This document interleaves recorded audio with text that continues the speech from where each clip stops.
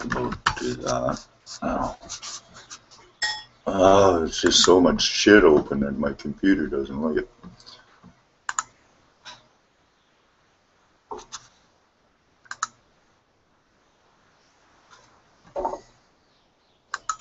Close that.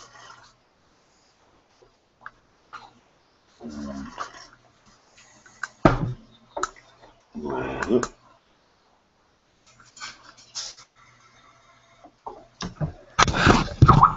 sometimes all you need is a pair of loving arms to comfort you when the day is gone bad.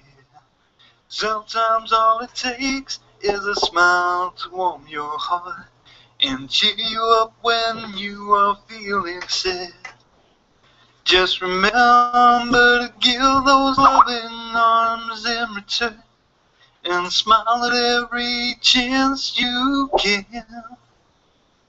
'Cause turn around is fair play and love builds love. Do this and you will be a better man.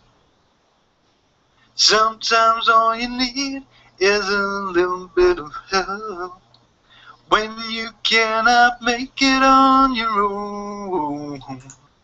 Sometimes all it takes is kind words to change your mind and help you understand you're not alone. Just remember to give that bit of help in return. Make kind words part of your daily plan. 'Cause turn around is fair play and love builds love. Do this and you will be a better man. Sometimes all you need is a roof over your head when you find yourself out in the cold. Sometimes all it takes is some time to fill your soul. Good company is worth its weight in gold. Just remember to give some shelter in return and make time to help when you can. 'Cause turn around is fair play and love builds love. Do this and you will be a better man. 'Cause turn around is fair play and love builds love. Do this and you will be a better man. hello, and welcome to my Mass Action Demand live show, recorded. Got with me today Dan Gaskin and hold up, stop. And Gregory Scott Buzzicino.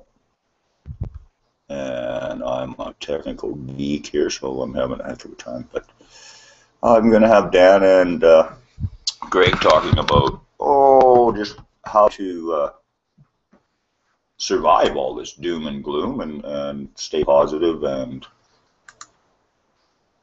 whatnot. So, Dan, maybe you want to introduce yourself. All right. Well, I'm Dan. My context, I'm, I guess, a Canadian, and I'm supposed to tell me my bio, or what would you like? Sure, you can. Whatever. Just start talking about the issue. I don't know.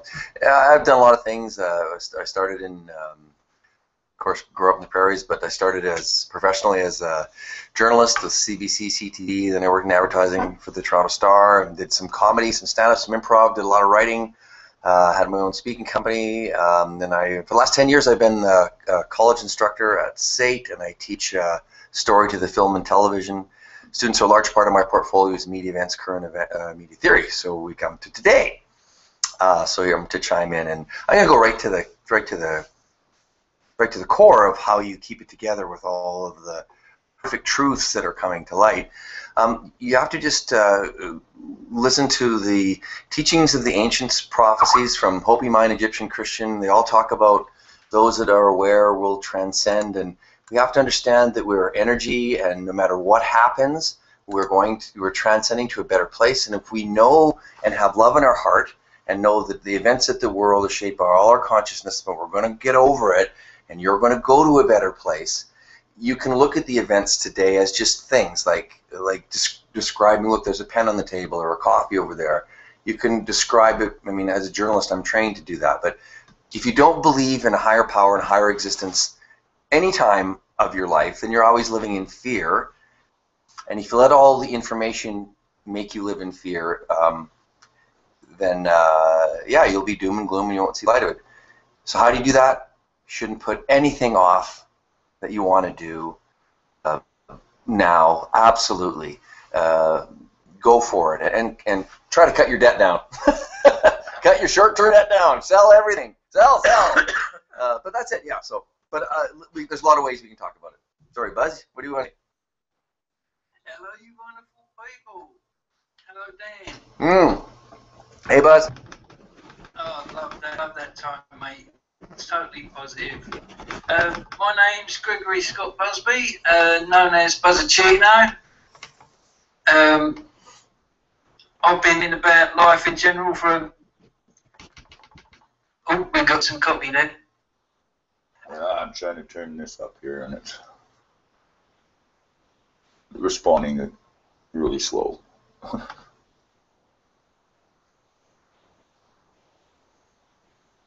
Continue. And have I got? No, I'm fine, cool. Basically, I've been through the school of hard knocks and pretty much learned through life that life has to be on that positive flow for you to survive. And I've seen many people in life experience many things, and I'm here to share. Yeah, it's pretty rough when you're waking up.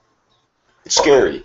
Yeah, well, because you're asked to question everything that you know, and when you wake up to see that everything that you've believed, that you've been taught, and we're taught everywhere we go, has been just one way to get you to sell, so they could sell you something.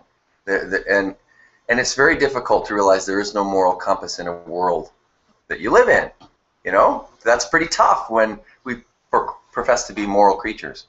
So yeah, it is a irony that can mess your mind. And the universe is based on it. That's duality, right? The positive and the negative. I think people get stuck on those two extremes, Ash. They do, and then that's where the fear is, right? Yeah, well, that's the thought of it, right? It's an emotional roller coaster. Having done this as long as I've been doing it, I've watched so many. I went through the emotional roller coaster. And then I witnessed so many people go through it as they come to terms, with the truth, and they're mad, they're sad. Well, first you have to get angry, though. First you have to get angry. Well, and then you're mad again, and and it just starts to become a roller coaster, and it's hard to maintain. I think one of the most important in this day and age, though, is actually taking responsibility for yourself and for your own actions. One of which, that moral compass you're talking about, part of their brainwashing is for you to look outside yourself for that moral compass. When we all know deep in our hearts, we know what's right and wrong, and we should be looking internally for that moral compass. That's right on, Buzz. And that's why people lash out and are violent towards other people. They're confused internally, and they take it out on someone else. I mean, you only get upset in another what you're angry about in yourself, and we're all complicit. We're all, if you want to say, guilty with like air pollution and lack of civil rights. We're all not participating, so that's also very defeating too. People do feel powerless and hopeless. That what can they do? But it starts with yourself, realizing that yeah, you're right, but it starts with you. And too many people. Another thing that really gets me, and this would be a nice little kind of shift to lighten up, but it really flows into where the fear comes from. We're the television generation, and television taught us a couple of things. As a professional comic, I can tell you that television taught everybody how to mock very well, and you just have to watch your latest reality TV competition show to see that it teaches you to judge. So it teaches you to mock, and it teaches you to shut down any kind of debate. It also has taught us the soundbite, so I can just quote 10 seconds of somebody, and that purports to illustrate that I know what I'm talking about when no one can articulate. Like, for instance, what's in a genetically modified organism? So many people who are so galvanized can't describe that. So what I was trying to move into is all this fear that we were talking about and people dealing with it. It comes from the fear is based on really lack of knowledge to be afraid. Because again, if you've gone through the journey of questioning yourself and why am I here, we're an emotional being, human, having a human experience. We're going to transcend. So you're just here for a short time. So why are you getting so hung up about this life? That's what I mean, right? So rock on, huh? Plus, you have to understand that fear is a choice. It's a reaction. There is no event in the whole of anyone's life that creates fear. Oh, I don't know. What if you're getting chased? Fear is the reaction to every situation that can be fearful. Right. But It's a choice to be fearful, as in react to a situation. You don't have the fear and then the situation builds it. There's not a single situation out there that can stir any emotion, because the emotion always comes from you. Yeah. So it's a personal choice and a responsibility to choose which way you're going to lead your life, emotionally down a negative path or a positive path. Right. Feel which emotions you're feeling and change them. Right. Consciously change them. Right. You can do it. It takes a lot of practice, especially to notice when you're in these negative frames of mind, and then to be able to find your key switch to switch it to a positive.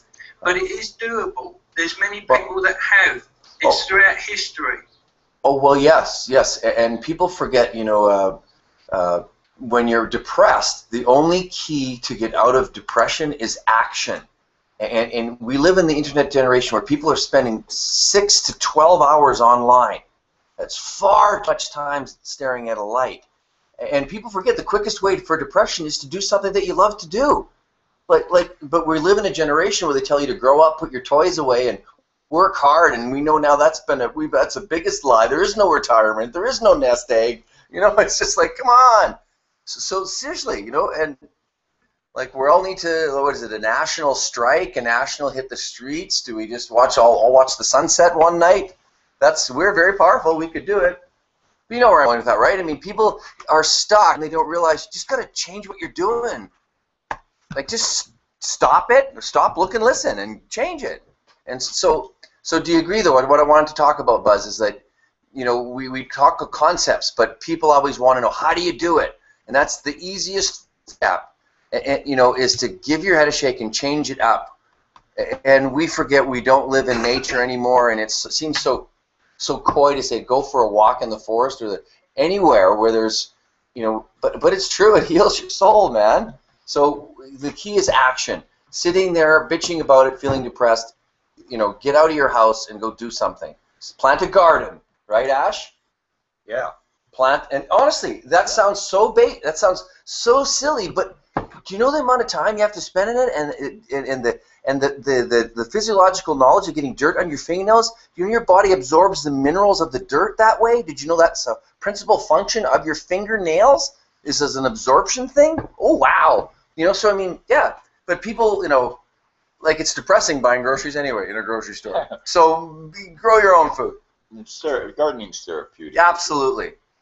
And Ash and I have a friendly competition every year, and I think I've won 6 of the last 7. Is that right? Correctly? Sorry, yeah, something like that. See, lighten up. And what I just did there too. People got to deviate. They got to use humor, right? When you're talking about these serious stuff, exaggerate it. That's what humor is. Make a joke about everyone dying. Like, lighten it up. Like, change the perspective by a choice, right, Buzz? Exactly, mate. Exactly. I mean, I think one of your perspectives there was awesome on the head. It's all down to knowledge and understanding. I mean, when you understand that the human body is a big chemical machine and that your your reaction to something releases chemicals into your body. Negative would be cortisol, which is the stress one, and the positive, you've got all these chemicals that create euphoria and a flow of your energy. I mean, when you're happy, you are so full of energy. You are so flowing, you know, and that's why we've got the term, go with the flow. Yeah. It's telling you to be positive because you've got this wonderful chemical reaction that's making you healthy and happy. So go with the flow. Enjoy it. Yeah. Life is to be experienced and understood. So life flows. Why aren't you? Exactly. Yeah. Well, you know, we're bombarded every day with what. There's a level of helplessness. Well, and the financial slavery at play to 85% of the people in the world, or in the Western world, pardon me, is again a form of psychological control. You know, if your life consists of looking ahead at the next 20 years and working in a job you hate just so you can put a roof over your head and eat so-so, like, who is going to be happy in that?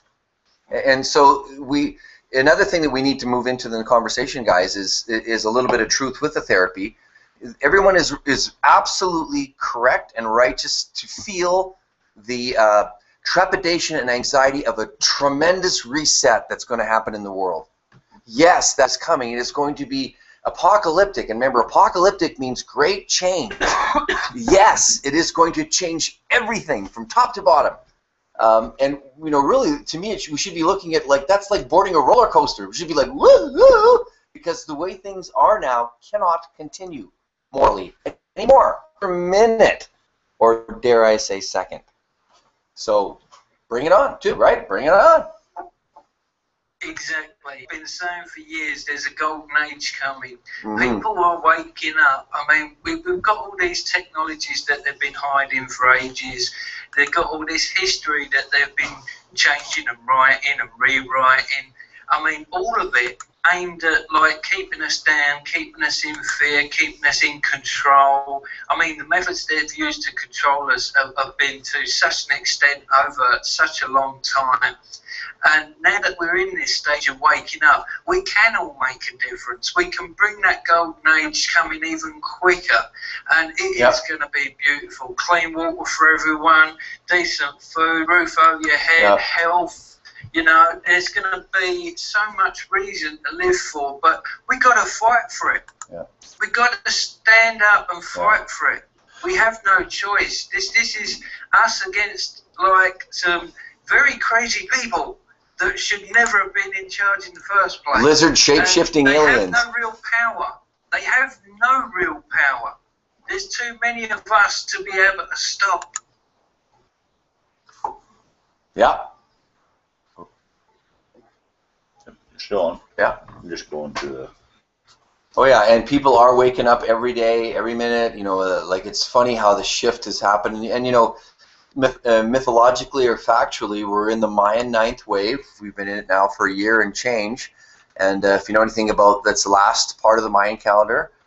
Everything is accelerating. Things are getting faster. Information, stories. It's funny. You know, I always, because I am in news, I speak on it all the time. You know, now, like, there's an event that would have taken over the news as a main story, that there's can be up to 10 of them in a day now that are just so extreme. So it's just going to get faster, faster, faster, faster, faster. And remember, once we all clue into that great awakening, as the prophecies say, and I'm paraphrasing, you know, from Mayan Greek about it, Egyptian, Hopi, Christian, is that in a single moment, all knowledge that is unknown will be known. So we will just sink in. Kind of like that feeling when 9/11 happened. You know, everybody was on the same page. See, that was a false flag. They used that technique, the shock doctrine, to get us all synced on the same page, to sell us that lie. You know, and it will happen without any electronic stimulus. We'll all get it. It's like we'll all be outside and we'll get it. And I've seen that. I know that's how it'll go. Well, and fear as a control mechanism as well, and keeping everybody in fear. That's correct.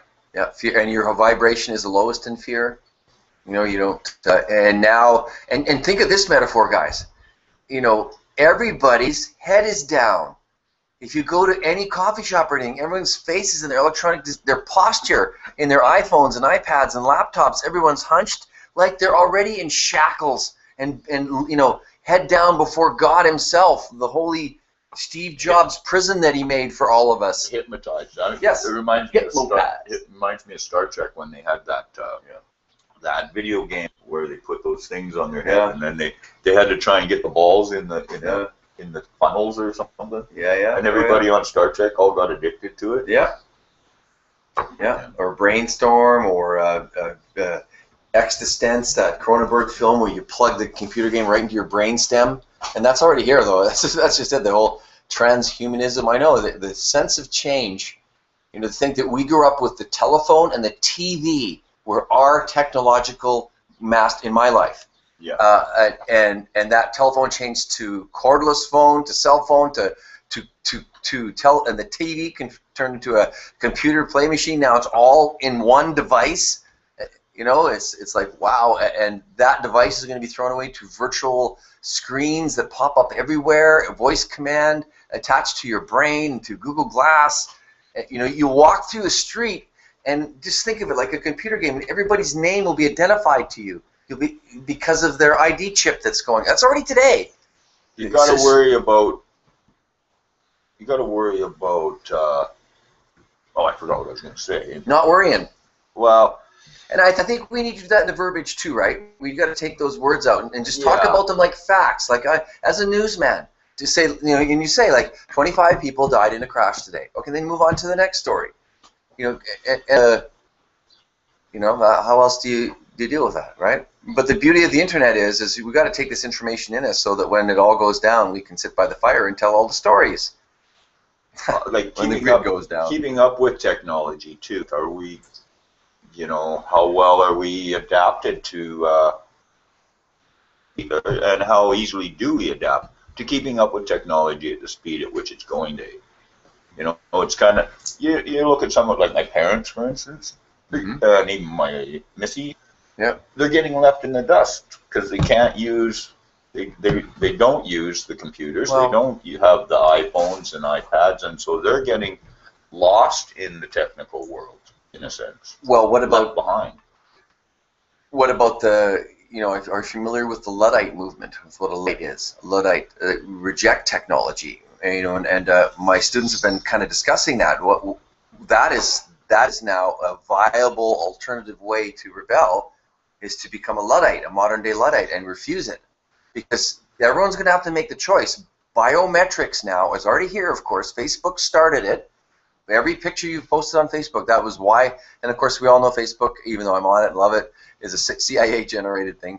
Biometrics now will literally just make you a digital number, and it's the start of no privacy anywhere. Where, like I said, you can with a device or your iPad, you can identify every single person in the crowd without them even saying hello to you by their name and their financial information. That, to me, we have to stand at that point, because you can be erased with the push of a button, like literally gone, like sci-fi. And so that's the time when I think we have to say enough. And I know for myself personally, if it comes to the campus and that's going to be a real, do I stay or go? It's a, you know, and I've already talked to my union about that. We've actually already. The union, we're already tactically planning our assault against it, because it is coming. We know it. Well, they've talked about it. It's a Dean's Council.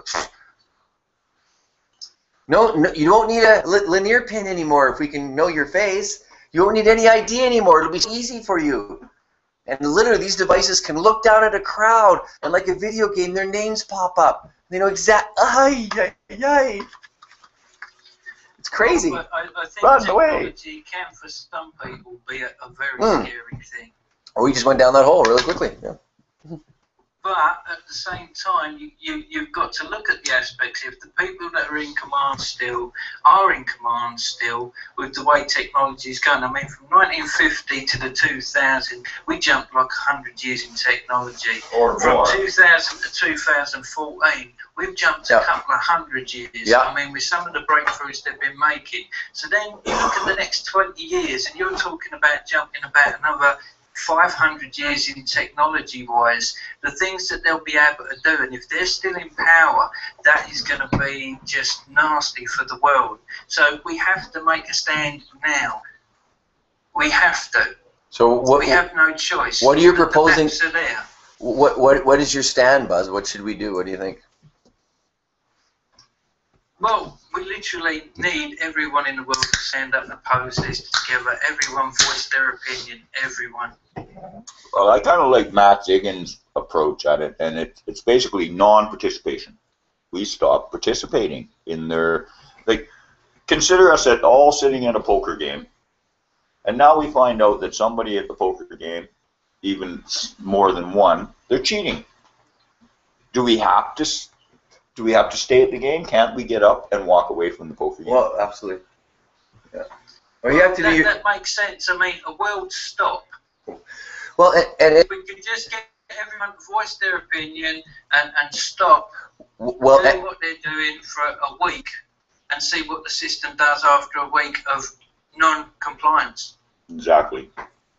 Well, and I think there's an in-between step there too.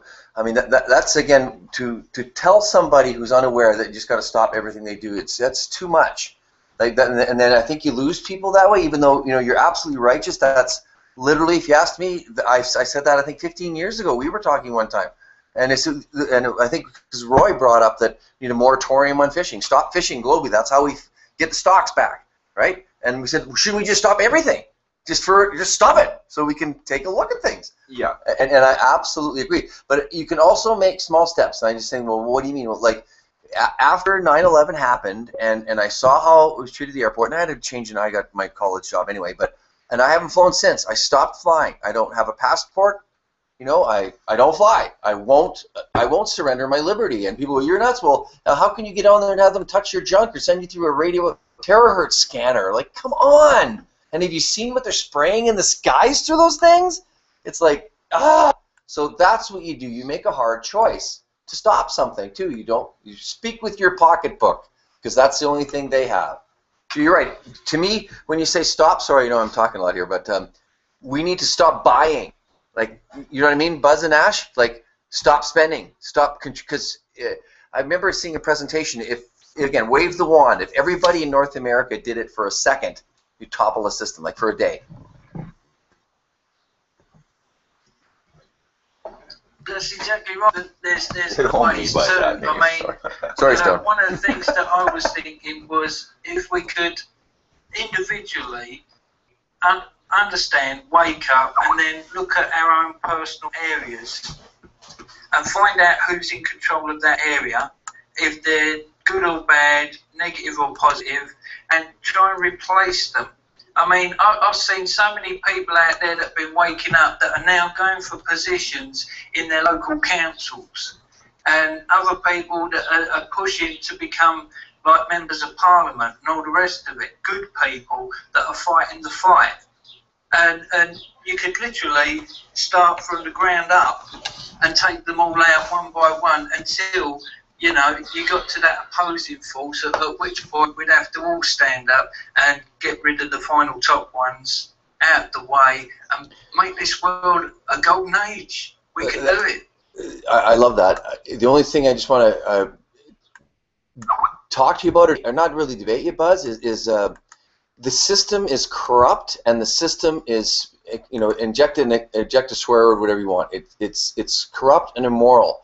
So, and I ran for office. I was student president of my college, and I cannot run in this system because, so I don't really have the answer, because I'm not trying to say because I understand the honor bill, and it's great that people do. I'm not for a second saying to people, so then don't stick your neck out there, but I've been in that system, and right now it's all owned and bought. So you know what I mean? You can't. you got to change the system before you. So to me, I've always believed in the earth stepping in and helping us do this, and we come up from the ashes. I don't know. Do you know what I mean? It's like we're talking about run for office, Prime Minister. That whole system is effed. That doesn't work. We have the rep. Yeah. I completely understand, Dan, but you got a choice. You either reset the system and change to a new system, which I've got plenty of ideas for, like councils instead of government, councils with no power over the army, over anything, not connected to corporations, councils that deal with the infrastructure of the country and the business and making jobs and, you know, food and water and all the rest of it for the people. Well, we've got to get corporations. Make all the decisions. We've got to get corporations. At the same time, whilst there's a system and half of the people are sleeping in that system, there's a possibility of being able to manipulate and change the system from within. I wish I could say that was true with politics, but it's just too. It's got to be. I mean, there's got to be a mass revolution and a restructuring. And you're right, but the system's already here. And it's the oldest that we've ever known, and I'll give you a great example of it. In our little community here, we have a mayor that we elect, that everybody knows and walks the streets. He's the governing authority here. In old societies, they had mayors' councils of states in that. That's what it is. You don't need a mayor, and then an MP, and then an MLA, and an MR. It's the mayor, who now represents us on a... Anyway, so the system's here, by the way. I guess you've helped me answer that. It's the provincial and federal governments have far too much power. Again, a great report by the UN was largely buried in the news, talked about the only sustainable solution, and of course anyone who's into permaculture knows that, and anything, it's small, rural, sustainable economies is the only way, and that would be the agrarian society that you talk about, Buzz. And so it's all local. And I know, how do you do that in a big world? Well, that's another thing. Well, bottom-up politics. Like Switzerland, Switzerland has bottom-up politics. Yeah.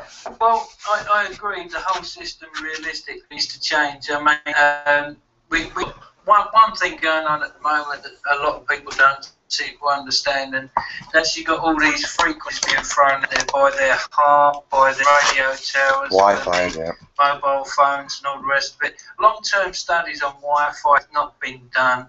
It hasn't been around long enough to be done. No one knows what the effect is. I mean, we listen to a tenor break a glass with the frequency of their voice. When you see what microwaves can do, and then you look at what they're doing and understand that they're creating an ocean, a literal ocean in our atmosphere flying around of these waves that are affecting the planet, that are affecting us all, plus the chemtrails, plus the GMOs, plus the radiation.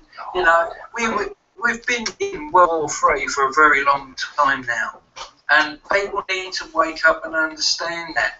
I know it sounds bad, but it isn't, because we're like 7 billion people, and they're only 1%. 1%. Just imagine that. That's like a dot in the middle of a great big whale. A single dot. Yeah. However, they have. However, the disconnect for most people that understand, that's maybe we can write a joke about it or something. There is that 70% of the workforce though is employed by those 1%, and they can only, their main cause is to feed their families.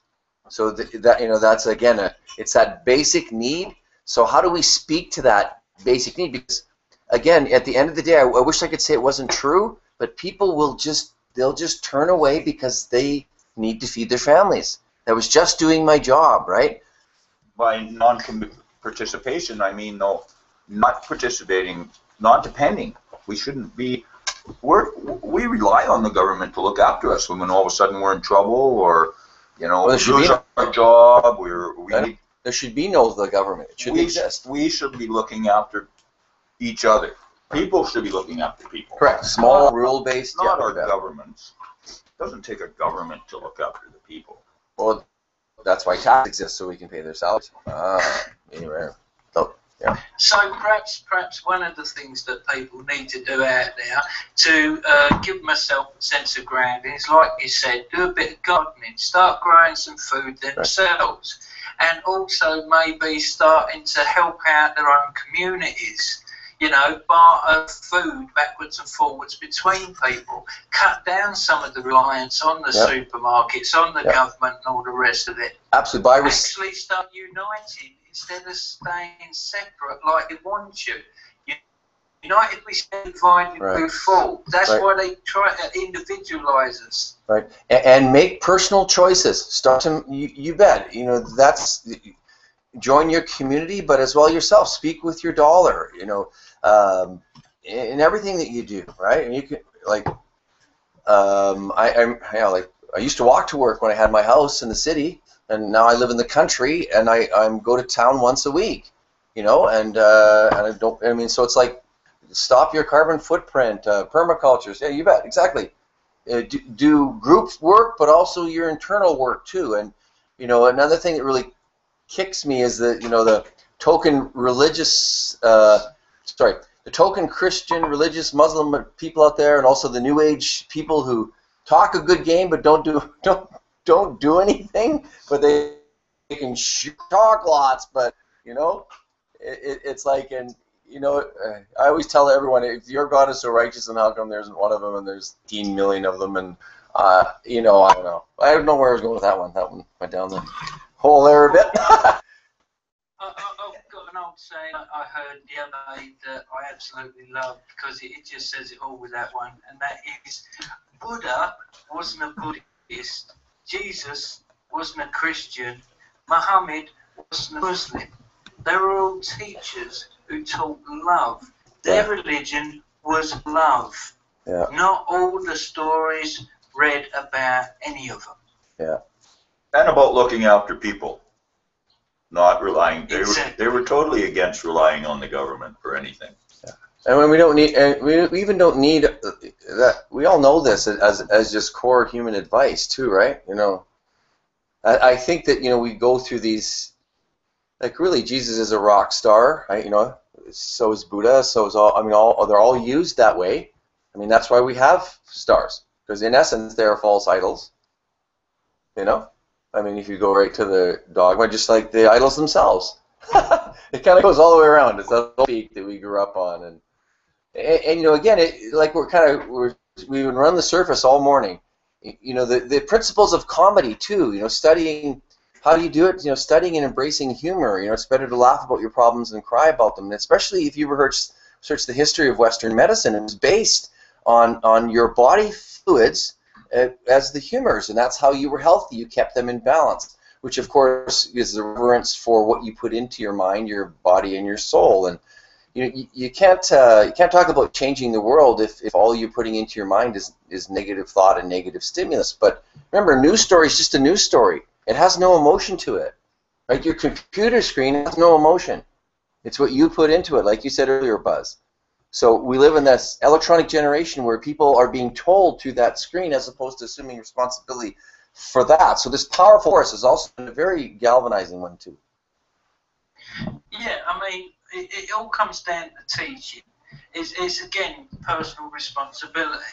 Do you teach yourself, or do you let them teach you? Do you rely on the government to teach? At the end of the day, you are responsible for what you learn. So start teaching yourself and start listening to them and their lives. You know, the truth is what you can feel in your heart. You know, love. But I don't really believe a positive way of living. I don't really believe in teaching. I believe in showing and learning. You said that, learning. Well, teaching implies using a 2x4 or something, or tricking someone. Remember, no teacher can teach you anything new. They only help you remember what you already know. Yeah, but in generalisation, it's a case of do you listen to them teach fear, or do you teach love? I mean, look at the education system. The education system is based a lot of the time around teaching to be a robot, to depend on the government, to learn fear, to be afraid, you know. Whereas you look at a child that's been brought up by their parents, that's taught love, compassion, they grow up to be a good person. Yeah. Well, if you just read... It is down to what we all learn at the day, because that is one of the fundamentals of human life. Yeah. We all want to learn. Yeah, and Buzz, that's a real good rabbit hole, especially here in North America, to go down and just Google the Education Act and a gentleman by the name of Horace Mann, the father of modern public education. And the Education Act mission statement is, and I quote, to indoctrinate the American public to be a compliant worker to serve the Industrial Revolution. North American public, because Canada does too. So the words indoctrination, compliant are used in the mission statement. It never was about critical thinking. So people seem amazed by that, but if you look at the original article, it just bodes that. Horace Mann. Horace Mann. How do you spell that? It's H-O-R-A-N-C-E, I believe, and it's M-A-N-N, the father of public education. And there's no instance that public education, the modern prison system that we know, and professional sports were brought to North America at exactly the same time. Looks close. Give that a shot. Yeah, you got the spelling right. And for that, to copy the Roman model of breads and circuses. And why do we accept prison in our society? Because we've been there. It's public school, and it's the same way. You line up, you move to bells, you have a courtyard, you go see the warden or the principal. You know, and again, it's right in the Education Act. Like that was done by design. It's no conspiracy. Just read it. So you're right, Buzz. It's like we need to break free from that. I mean, there's a couple of stories in the news today that in Labrador, Canada, 30 girls were suspended yesterday because their bra straps were showing. They had to go home and change their, not that they were showing breasts or cleavage, their bra strap extended out of their shirt. They had to go home and change. That's in Canada today. There's another story too that was about again, the schools in the States have metal detectors and police in them. So there's a. I remember when the schools, when we were going to school, they jumped in and they, not all of them, yeah. They started making us they wouldn't let us wear T-shirts, certain T-shirts with certain stuff on them. Yeah. So they were starting to cover what we wore. Oh. Hello, Dylan. Welcome, Dylan. Hey, Dylan. Hi, guys. I've just been listening. Oh, cool. What do you have to say? Basically, on the story you're saying, not all of them. Some of them have that. Mine only has security guards. Yes, correct. Yet strangely, none of them are armed. So what's the use for them? Yeah. What are they there for if they're not armed? To jump in the way and take a bullet. Well, it is rather silly that parents get together, people get together and have children, and then send them off for the state to raise them. And people don't even step back and look at that. I think it's very funny, but that's changing. I don't know here in Canada, education in Alberta, especially in 2016, goes through a hammer strike change from traditional sage on the front of the stage, in other words, traditional teacher in the front of the classroom. It all changes to student-directed learning, which is the kids kind of finding out for themselves, and the teacher facilitates, which I think is a real fresh change, but it's going to lose 80% of the students because most people need direction and need structure, but we'll see how it works. So that alone is, I don't know if you know, Buzz, that's changing in Canada dramatically in 2 years. Like, it's all being mandated through the college level, new curriculum, new standards. So it is changing dramatically. Well, I don't know that you guys are learning. Well, getting back to the dealing with modern day life and this doom and gloom that they're trying to put upon us, I think one of the basic things that helps me deal with it is appreciation. I mean, when you come to the understanding that they put so much on the dollar and possessions and all the rest of it, they're changing our appreciations. At the end of the day, the main thing that we should all be appreciating is each other. What they make us try and appreciate is wealth, plain and simple. And when you look at the people in the world and what other people have got, and you'll see someone like a child over in Africa, they have to drink dirty water, they've hardly got any food, and yet this child is walking down the street and they've actually got a smile on their face because somebody else is smiling at them. Their appreciation straight away on their face of somebody smiling at them. We've got to change our appreciations. I mean, if you've got a roof over your head and you've got food in your stomach, you're a rich man, you know, or woman. That's right. If we could only learn to appreciate what we have got compared to what we could have, and if we get this golden age kicking, everyone will have food and water and shelter and good health, and we won't have to live under this slave society that they're trying to put us in. Sorry, that we're in. and there's a big shift for action, Buzz. They're not trying to put us in there; we're in it. Like, yeah, I know we're in it, but yeah. I keep looking at the Hunger Games and looking at that's what their plan for us seems to be, and that's more like in-your-face slavery, and I think that's where we're heading if we don't put a stop to it. I find the slavery we're in at the moment and have been for centuries has been the hidden slavery. You know, it'll soon be in people's faces, and they won't be able to ignore it then. Yeah. It's okay for some people to ignore stuff, but you cannot ignore the consequences. Well, and it's the crash of the petrodollar that's going to do it anyway. And that's imminent. That's any time, and that's going to be the shock that they're going to try and do to bring us to our knees. Because everything will stop. Everything will stop. Everything, all commerce. Yeah, and when people go hungry for 2 days, they'll suddenly wake up and realise what some of us have been talking about. Well, they will, but a lot of people, we got to remember too, though, 90% of the people, though, will go become an animal-based, in other words, being driven by their instincts, and the number one instinct is food. So as we've seen in conflicts all over the world with the mass of refugees, think about footage, people, because they're malnourished, because they're hungry, all that will be in their mind is to eat. So at that point, that's why, again, they've used food to drug its story. I'll be looking for beer while you guys are out picking apples or something. Yes! in this day and age, 2014, I can't believe that we still fall for this royal family bullshit. Yeah, royalty. It's funny. We are not amused. Royalty. We are not amused. Off with their heads. Somehow they have different blood, and they're entitled. It's funny. We're not allowed to sleep with our immediate family, but those royal families and the rich elite aristocracies have always done it. So do they know something we don't? Well, seriously. Keep it in the family. Yeah, it's a game the whole family can play. See, now we're getting to the comedy. All right. And that's what you have to do. You always have to be ready to break free and make light of it. You know, and that's how you do it. You just say, okay, well, you know, and you have to always reset yourself. And that's also a real, and I know you know that, Buzz, because that's how when I first started talking to you, it was through humor that, you know, we just, you know, and that's how you do it, because there's 4 universal languages on the earth, right? And if people don't know, music, mathematics, laughter, and love.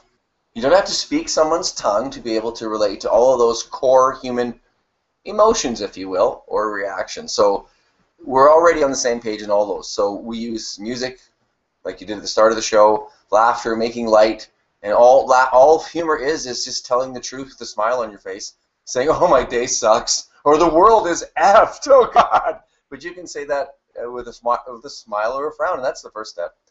And then, of course, mathematics, 1 + 1 = 2. You can't put 3 drums of oil into a lake and expect it to be the same. Oh, it's perfectly fine. We've reclaimed it. It's all good. There's nothing wrong. We've got to stop carbon, even though the tar sands is a terraforming operation right out of science fiction. Anyway, all right. See, I digress. I'm just trying to say you can be goofy whenever you want about it, and it's not being insane or stupid or insensitive. That's being very smart. In fact, humor is the highest form of intelligence. It says, I refuse to be defeated by the world. I, in fact, will laugh with it. So, again... And add it. Yes, yes, you can disarm anything with it. So you can say, you can be very afraid and be very funny about it, and it's better. It's better than being serious about your fear all the time. Yeah. Yeah, and if you're when you was a child, how much innocent joy, you're always happiest when you're a child. And one of the brainwashing things that they do is try to make you this adult who's responsible for the whole bloody world. And, if you can allow yourself every now and again just to be a kid and to really enjoy something innocently, let that chemical reaction happen. Put a smile on your face. Let others see that smile. Laugh, because it's so infectious. How many people can you infect with laughter? Yeah. Come on. I mean, that's easy to spread. Oh, yeah. And Buzz, I want to just, and another thing, here's a good tool, too. It's kind of on the other side. Here's how you change behavior. And I've lectured lots on this. So the worst thing you can say to any male under the age of 18, the worst thing you can say to them is to grow up and be a man. You know what that says to them? Do not feel. Do not show any emotion. So people, that's a good step. If you have a male child or know any small children, just strike that from your vernacular. That's, again, coding that's been given to us through the mainstream media. And it's in a lot of advertising out there now. Oh boy. So that's one good thing. Just don't say that anymore. Tell them to be a human being. Be a human being is better. Grow up and be a human being. Then that tells them to be feel, right? It says to be a man. Well, I don't know. I refuse to be a human being because I've seen what humans do, and I opted out. Yeah, but you're a human being. B-E-I-N-G. I'm a human being. B-E-A-N. A human being. See? No, I'm a human being. See, I know you're a human being, too. I used to be a human. And now you're a human being. I'm an earthling. Yeah. There you go. There you go. Well, what do we got? We got 4 minutes left. Sum up, Buzz. We got to sum up. Give us a take. I'll go. You can go first, or I'll go first. Whatever you go. Go ahead, Buzz. You got it. Well, at the end of the day, like I said, it comes down to the decisions that you make. You are responsible for you. You learn what you decide you want to learn out there. And I always say, love is the best medicine for everything in this world. So please, try and learn love. Thank you. Yeah. And I'd like to say we're a product of the 10 closest people around us. Keep that in mind. Yeah. Keep smiling. Have faith that you have love in your heart and you're going to a better place. And your time here is short, so enjoy it. Have a good day, everyone. God bless you.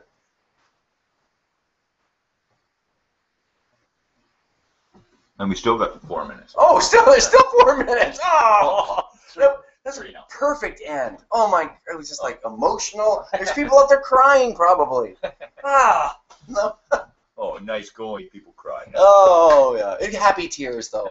It's like the puppy and cat videos on YouTube. Oh, and then you feel about life. Look, hey, and actually, can I just be totally? Have you seen the cat that plays Jenga with the guy? Yeah. Oh, it's great. Awesome. That's great. Jenga. Actually looked like he knew what he was doing. Absolutely. Waited tactical, absolutely. Well, if you give your maid helium, that's it. Everything's squeaky clean. Sue says, I'm a soul in a body. Yeah, absolutely. I've been walking around in this bag of water for a long time. Yeah. It's not even a body, it's just a big bag of water. Well, they always, and they always say, you hear so many stories of people, you're at the moment of transition, you want to have love in your heart. You don't want to be angry and bitter, and but that starts right now. Thanks, Glenda. Thank you for the comment. Well, yeah, you know Glenda. Yeah. Okay, well, I think we'll call that a wrap so that Dylan can get his show going. And have you got a link for your show here that you can post for us, Dylan? And I think Buzz is going over to your place right away.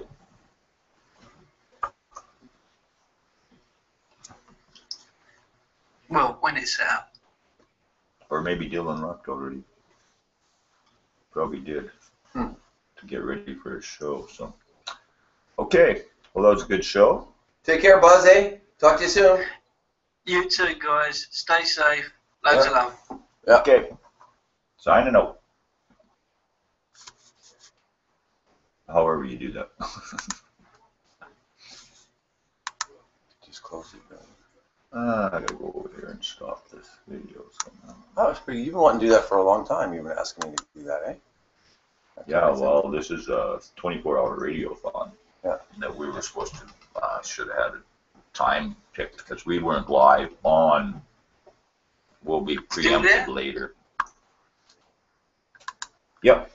Just had to go stop the video. That was good. It was. Oh, yeah. Yeah. I liked it. Kind of why I like I had in that mind. backwards and forwards there. Nice going. Yeah. Yeah, it really is like, you know, it's so fun because it is. I deal with all these news stories all the time and posting with on a couple of sites now, and it is just information, man. It's like, but if you've got, you know, I just see what we did talk about is how do you get out of, yeah, that's the next one. I'll work on that in my. How do you get out of what? Well, how do you get out of, like, you know, the wife. Rat hole? Oh yeah. Oh, I know how to do it. You just I've done it many times. You liquidate and change. I mean, you know how many people in the city have the $70,000 cars and the house, and they're both working flat out, and nobody's happy. Yeah. But they got money out the yin yang, and they're always. Their kids grow up in daycares and. Yeah. So there's 5 generations now, and absolutely. Well, we're all. It's a rat. It's a rat race, and it's all going to come down. Difficult. That's why I wanted to address it with that. Everybody's talking about chemtrails and all the other buildings. They get so serious about the doom and gloom, so to speak. They want to be serious. No joking around. This is serious shit. And there's no subject that isn't even death itself. Right? Laugh at it. Come take me now. I'm ready. No, I'm not ready. I've died twice, and it's nice on the other side, but at the end of the day, I like life just as much, so...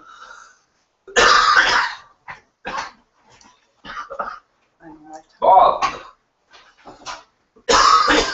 we're out of food. Bob. Anyway, guys, I'm going to have to shoot off because I've got to get on the Dylan show. Okay, Buzz. Okay, you got a link for that one? Yeah, I just gave it to you, dude. Okay.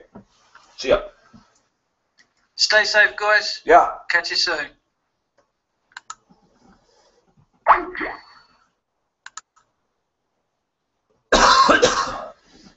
Yeah, they're getting 24 hours with. Wow. Dane Wigton was on this one with. Who's that?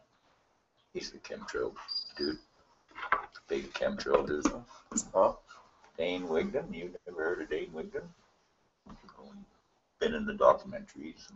Oh. Like spray. What in the north of the world spraying and stuff. Oh, was in those. And oh. What it was he went off the grid, like he left his job. And Crimes Against Humanity up. We could discuss the HARP, which I know we've done many times. Like we've said before, I don't know if we did the update about Fukushima Live anyway, but for those of you out there tried to do the solar panel thing and everything, and he was doing fine for a few years, and then all of a sudden, the solar panel weren't producing any radiated isotopes being burned into the atmosphere, you might want to stick your head between your legs and kiss your butt goodbye, because Tower 4 has ignited about 12 days ago. Is this true? Almost. I posted one story that Fukushima was on fire, and I haven't seen anything else. There we go. See, Dylan is the man. I know, they've been He'll talking be able to realize anytime I don't know it, Dylan's got it. They've been talking about But it. yes, the Supposedly tower it is on fire. on fire. Well, I know the camera's on Not fire. time, their time. I'm not exactly sure. I think it was like 11 at night or 1 in the morning, somewhere right in that area. 1:15. As far as I know, the fire is trying to be contained, but you can't get super close to radiated isotopes that are being burned off. And I'm adding Greg into the call. He joined me on a New World Order Real or Fake Part 1. Excellent. He helped me fill in that last hour. Well, welcome, Greg. Greg, you're here. Hello, Dylan. So, we were just discussing the tower, the I mean, nuclear power is not very clever. When people don't actually understand what it is all about and all the rest of it, and the cause.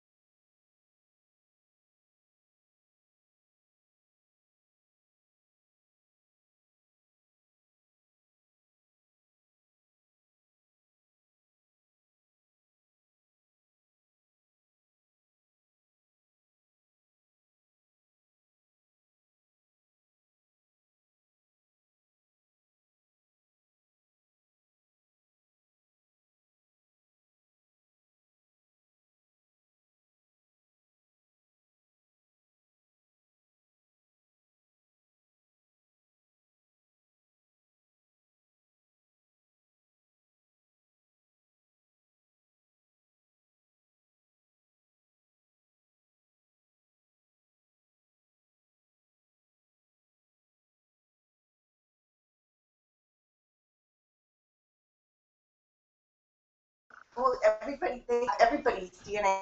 You were born, did you know? Everybody? Everybody. I knew there were babies, but They were doing that since the day you were born. Is that, oh, Just to see how much alien blood you. That's one of the reasons, to see how much of the Nephilim or the Anakai blood you have in your system, because everybody's born with it. Yeah. It depends where you are in the system. And they check everybody's blood. Yeah. Everybody's blood is on file. That's what reshapes the landscape, brother. The day you're born. That's what we have to do. We've got, we're running out of rooms. We're I don't know if it works overpopulated. now. All these things are for population control. And another question. because it was working. This has been going on for ages, this Fukushima bit. Yes, sir. You got the Keshe Foundation. They've actually got a technology that can clean up some of this radiation. They offered that technology when it happened. Yeah, I always have a copy of it. Yes, In the morning. just like the big oil spill. Then a man came out, just a regular guy, came out and said, look here, demonstration time. I pour oil and salt water. I pour this on top of it. It becomes clumpy where you can remove it from the water and clean up the ocean. No, we don't want that either. We need the poison. We've got to poison our people. And see, because you've got two different groups with two different ways of doing stuff. One's the clean way, one's a dirty way. One is a way that is going to be giving money to people that are outside their system, and the other is going to be giving money to the people in their system.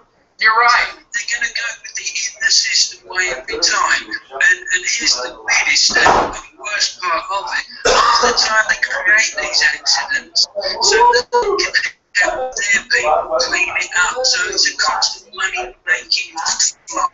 You're right, Greg, and I want to add something to what you were talking about at the very beginning, when you were talking about nuclear power and what it truly is. Einstein was quoted talking about nuclear power, and these are his words, not mine.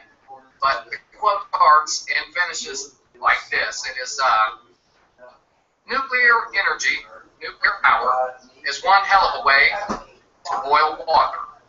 And see, ladies and gentlemen, what that is these nuclear reactors, these rods are so hot that they boil the water that they're in that keeps them cool. They use that water, that steam from the boiling water, to turn a turbine, which creates electricity. And They're just the world's biggest kettles. yes, absolutely, yes, sir. Great way to describe it. And here's another thing that a lot of people don't seem to know or understand. The Queen actually owns the largest amount of uranium mines in the world.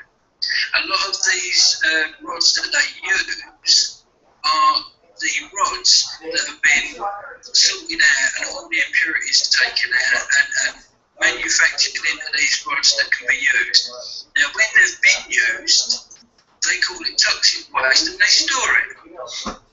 When it could all actually go back through the processing. But no, they don't do that because that won't make the Queen as much money.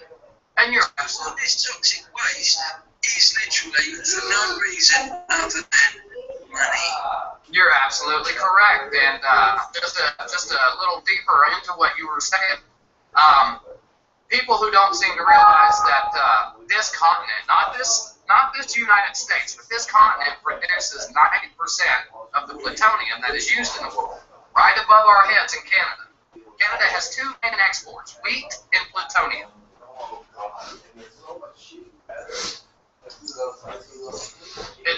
These people, they make their money on dirty energy, and that's what it's called, ladies and gentlemen, dirty energy. Then, what they do is they take it in 55-gallon drums or however they store it now. I know that's how it used to be done. It was taken off of 55-gallon drums to big mountains where they store it in the mountain and think that this mountain is going to keep you safe from this radiation. Well, ladies and gentlemen, just like with Chernobyl, if you take an aerial picture of Chernobyl now, yes, they jumped on top of Chernobyl as fast as it started happening and started to bury it.